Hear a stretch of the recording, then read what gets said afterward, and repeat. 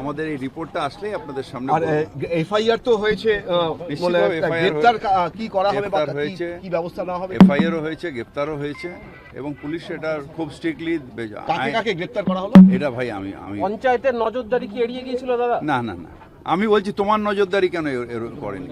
তুমি ঘটনার পরে এসছো, তো আগে একটা দুটো ফ্যাক্টরি দেখাও না যেখানে এরকম গাফিলতি আছে।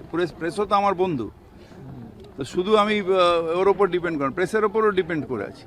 তুমি দেখাও যে কোথায় কোথায় নজরদারি এড়িয়ে এরকম ফ্যাক্টরি চলছে, তাহলে নিশ্চিতভাবে অ্যাকশন নেব, পুরসভা ব্যবস্থা নেবে নিশ্চয়ই। হ্যাঁ, এটা পঞ্চায়েত। 11 জনের খোঁজ পাওয়া যায়। হ্যাঁ, এগুলোকে কাউন্টার এগুলোকে এনকোয়ারি করতে হবে। তারপর এখানে যা অবস্থা আছে এগুলোকে পাঠানো হচ্ছে ফরেন্সিকে। এদের ফরেন্সিক টেস্ট, ডিএনএ টেস্ট না করা পর্যন্ত, কোর্টের অর্ডার না আসা পর্যন্ত এটা আমরা করা যায় না, সেটা পুলিশ ব্যবস্থা করছে। এবং আপনাদের একটাই নিয়ে অ্যাসিওর করছি, ল ইজ ফর এভরিওয়ান, আর আইনের পথে চলবে।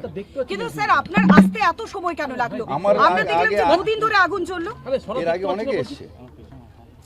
এটা আমার পুরো মিনিস্ট্রিতে প্রথম দিন অরূপ বিশ্বাস এসছে, তারপর সুজিত বোস।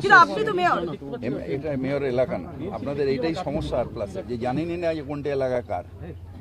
এখানে আপনি তো পুরো এবং নগর উন্নয়ন মন্ত্রী, এটা পুরো এলাকাও না, এটা পৌর এলাকাও না, ক্যালকাটা কর্পোরেশনও না, কিন্তু মমতা ব্যানার্জি আমায় পাঠিয়েছেন, আমি এসেছি। কিন্তু মমতা বন্দ্যোপাধ্যায় অন্য অনেক জায়গায় ছুটে যান, সেক্ষেত্রে